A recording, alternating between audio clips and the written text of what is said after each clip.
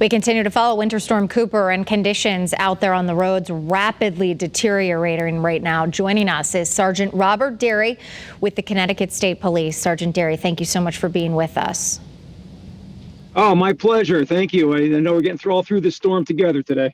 Absolutely. Same as COVID. We'll get through it together. So you are with Troopy in Montville. Right. What does it look like along 95 and 395 right now?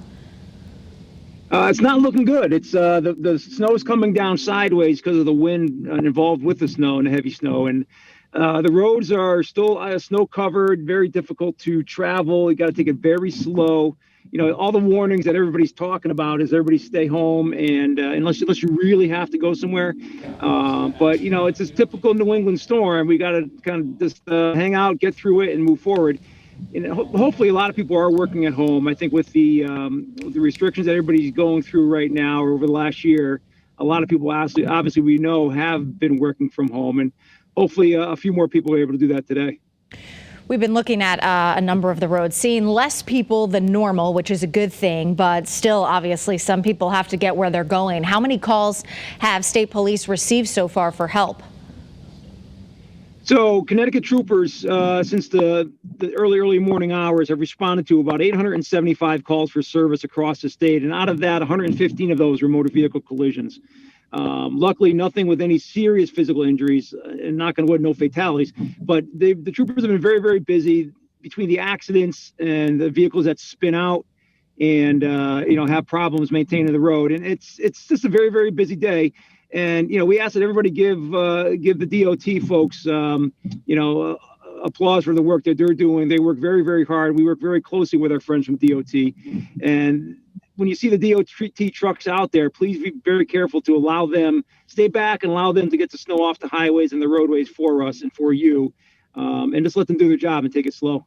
Visibility is obviously deteriorating, and you combine the snow and the wind, and it is just a messy combo out there. And we haven't seen the worst of it just yet. What are the biggest piece of advice you could give to drivers? Well, if you really, really have to drive in this weather, you got to take it very slow. Give yourself enough opportunity, enough time to get to where you're going. I'm sure that hopefully the people who are going out today really have to. Maybe it's a work required thing or something that it's an emergency situation, but give yourself enough time, take it very, very slow. When we have to investigate an accident, a lot of times we'll cite the driver for what's called traveling too fast for the roadway conditions. And then the people will tell us, well, we're not speeding. No, you weren't speeding, but you're traveling too fast to maintain the control of your vehicle.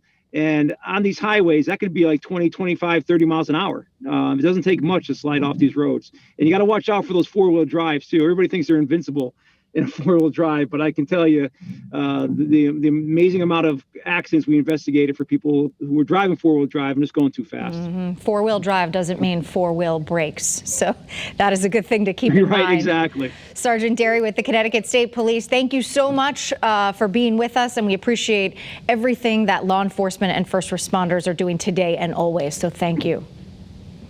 Oh, thank you for your time. We'll get through it.